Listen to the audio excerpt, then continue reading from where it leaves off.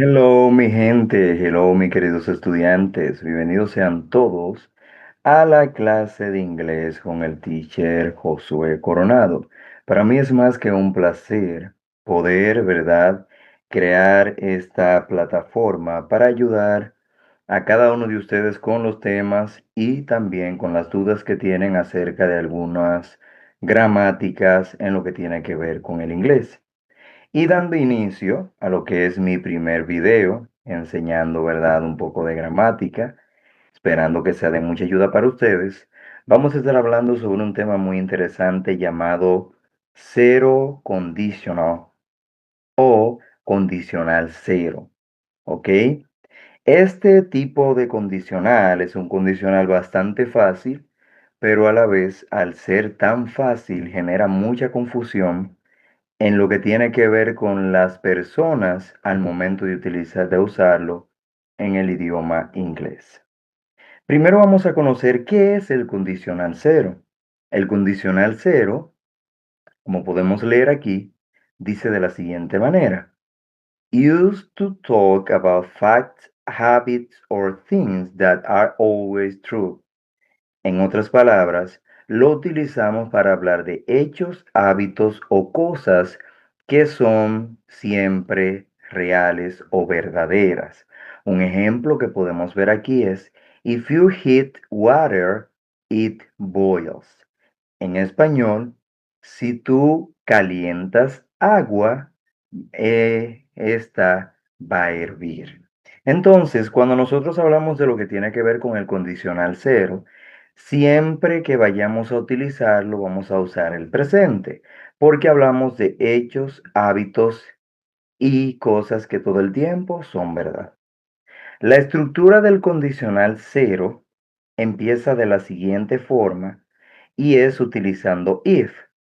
If, en este caso, su significado es sí, pero este sí no es un sí de afirmación, sino que es un sí de condición.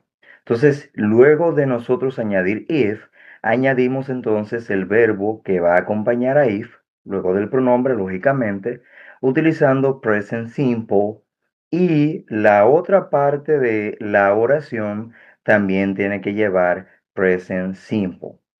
O sea, both clauses use present simple tense. Ambos van a utilizar presente simple. Un ejemplo aquí que podemos observar es: If you touch fire, it burns. Algo que debemos resaltar en lo que tiene que ver con el condicional cero es que cuando nosotros estamos utilizando el condicional cero debemos aplicar todas las reglas del presente simple. Por esta razón aquí en este verbo burns, usted se da cuenta que al estar utilizando el pronombre it, el verbo debe pasar conjugado en tercera persona, porque sabemos que en el presente simple todo verbo que se va a conjugar con los pronombres en tercera persona debe conjugarse en plural, podríamos llamarle así. Entonces, por esa razón, vemos que aquí ese verbo va a llevar una S. El uso de este tipo de condicional. En el uso de este tipo de condicional tenemos lo que tiene que ver con que se utiliza para hechos científicos, verdades generales, o sea, verdades que no cambian, y hábitos y rutinas, ¿ok? Y ahí podemos observar algunos ejemplos. If you hit ice, it melts. If the sun sets, it gets dark. If I wake up late, I skip breakfast. Otros ejemplos: If water reaches 100 Celsius, it boils. If you don't water plants, they die. If she exercises, she feels energetic.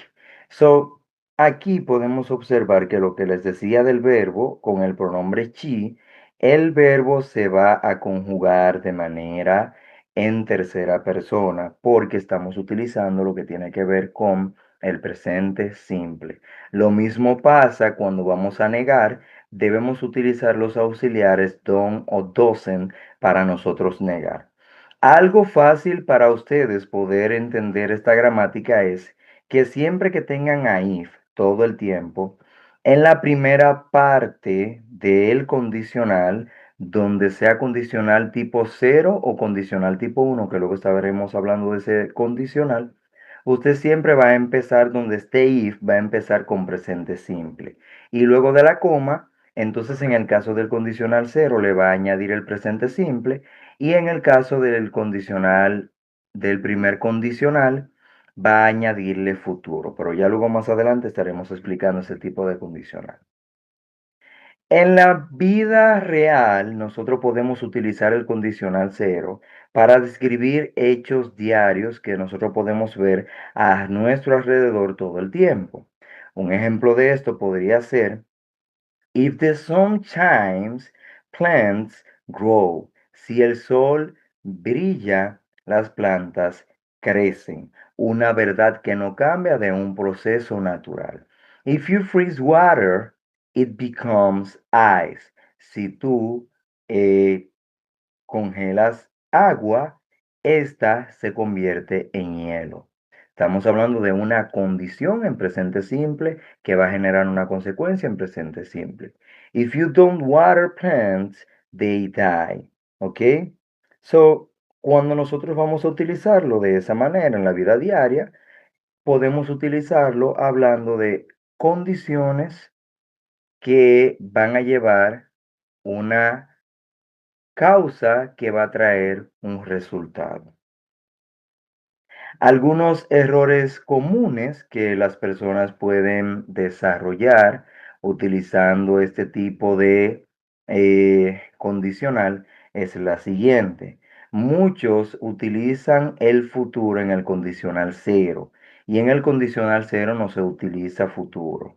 No podemos hacerlo de esa forma porque donde se utiliza el futuro es en el condicional uno, first conditional, ¿ok?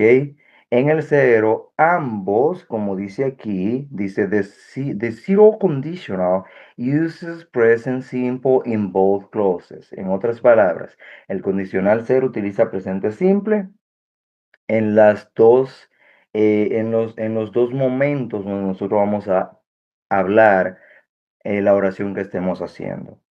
En este caso podemos ver una oración que está incorrecta. If you will heat water, it boils. That's wrong, okay? You need to say, if you heat water, it boils. That's correct.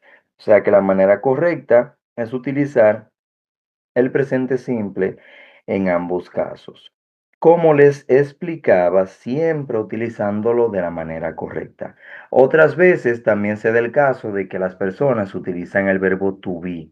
Y el verbo to be hay que ponerlo conjugándolo como va. No podemos decir, por ejemplo, if you be. No sería de esa manera, sería if you are o if she is.